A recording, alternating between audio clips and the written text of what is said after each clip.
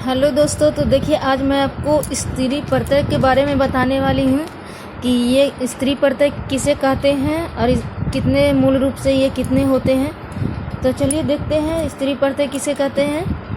तो जिन प्रत्ययों को पुल्लिंग शब्द में जोड़कर स्त्रीलिंग बनाया जाता है तो उस प्रत्यय को हम स्त्री प्रत्यय कहते हैं। जिन प्रत्ययों को पुल्लिंग शब्द में जोड़कर स्त्रीलिंग बनाया जाता है तो उस प्रत्यय को हम स्त्री प्रत्यय कहते हैं। स्त्री प्रत्यय मूल रूप से 8 हैं। स्त्री प्रत्यय कितने हैं? 8 हैं। तो देखिए टाप, डाप, चाप, इम्प, डिस, डिन, उड़, ती प्रत्यय है, ये सब है स्त्री प्रत्यय। तो देखिए बारी बारी से हम सबका वर्णन करेंगे। तो टाप किसे कहते हैं, डाप, चाप किसे कहते हैं प्रत्यय। तो चलिए पहला मेरा है टाप प्रत्यय। टाप प्रत्यय किसे कहते हैं? तो उकारांत पुल्लिंग शब्दों को स्त्रीलिंग बनाने में टाप प्रत्यय युक्त किया जाता है।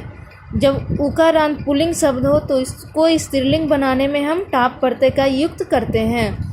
टाप प्रत्यय से युक्त होने पर बने स्त्रीलिंग शब्द आकारांत हो जाता है। जब टाप प्रत्यय से युक्त होने पर स्त्रीलिंग शब्द है जो क्या हो जाता है? आकारांत, मतलब आ की मात्रा हो जाता है। जैसे में देखिए अज जोड़ टाप क्या बना? अजा। अज जोड़ टाप अजा। बाल जोड़ टाप बाला। फिर दूसरा है मेरा डाप प्रत्यय। डाप किसे कहते हैं? तो वैसा पुल्लिंग शब्द जिसके अंत में अन प्रत्यय हो उसे डाप प्रत्यय युक्त किया जाता है। उसमें डाप प्रत्यय युक्त किया जाता है। जिसके अंत में क्या हो? अन हो, उसमें हम डाप प्रत्यय लगाते हैं। डाप प्रत्यय युक्त होने पर बने स्त्रीलिंग, डाप प्रत्यय से युक्त होने पर बने स्त्रीलिंग शब्द आकारांत हो जाता है। क्या हो जाता है? आकारांत हो जाता है। और पुल्लिंग के अंत वाले अन का जो लोप हो जाता है, जो अन से स्टार्ट होता है उसमें क्या होता है? उसमें जो जब हम डाप प्रत्यय लगाते हैं तो उसका आकारांत हो जाता है और पुल्लिंग के अंत वाले जो अन शब्द रहता है उसको वो है जो लोप हो जाता है। जैसे में देखिए सीमन, देखिए सीमन लास्ट में क्या है? अन। इसमें डाप प्रत्यय लगाएं तो क्या हुआ? सीमा। आकारांत तो हो गया, लास्ट में अन का क्या हो गया? लोप हो गया। तो इस नया शब्द मेरा बना सीमा। फिर देखिए तीसरा प्रत्यय क्या है मेरा?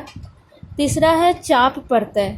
चाप, तो वैसा आकारांत पुल्लिंग शब्द जो देवता वाचक हो तो उसको स्त्रीलिंग बनाने में हम चाप प्रत्यय युक्त करते हैं। जब देवता वाचक शब्द हो तो उसको हम पुल्लिंग बनाने में चाप प्रत्यय का युक्त करते हैं। जैसे सूर्य जोड़ चाप क्या हो गया?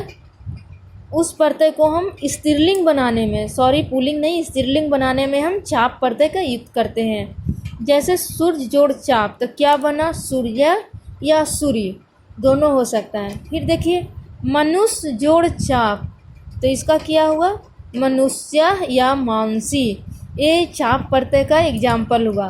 तो जो स्त्रीलिंग के 8 हैं भेद, उसमें से हम आपको 3 प्रत्यय के बारे में आप लोग को बता दिए हैं। फिर नेक्स्ट वीडियो में मिलते हैं आपसे और प्रत्यय से। तो वीडियो देखने के लिए थैंक यू।